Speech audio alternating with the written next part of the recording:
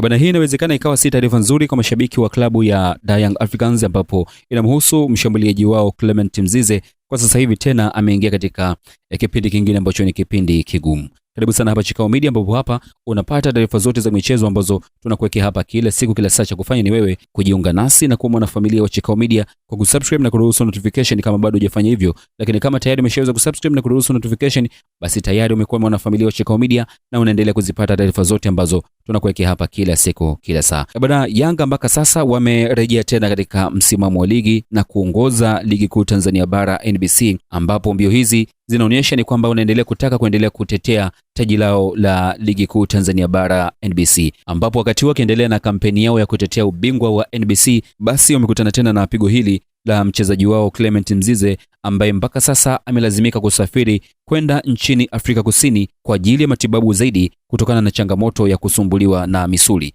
Na hii imekuwa ikimtokea mara kwa mara, tatizo kama hili likimtokea Clement Mzize, ambalo katika misimu ya hivi karibuni limekuwa likimfanya akae nje uwanja kwa muda mrefu kidogo, na amerejea katika uwanja na kuanza kuonesha tena makali yake katika uwanja, lakini tatizo limerejea tena kwa mara hii nyingine, na inamfanya pia aweze kuchukua tena muda mwingine wa kuendelea kwenda kujitibu zaidi, na sasa hivi anasafiri kwenda Afrika Kusini kwa ajili ya kwenda kupata matibabu, hizi zikiwa si habari njema na ni habari za simanzi, baada ya kubainika kuwa kijana huyo ameumia tena jeraha lile lile ambalo limekuwa likimsumbua. Hata hivyo, taarifa zinaeleza kwamba safari hii ya matibabu inaleta matumaini kwa sababu anakwenda kupata suluhisho la kudumu, kwani kuna uwezekano mkubwa wa kufanywa upasuaji mwingine ili kulimaliza kabisa tatizo hilo, ingawa ni kipindi kigumu kwa mchezaji huyo kukaa nje uwanja, lakini pia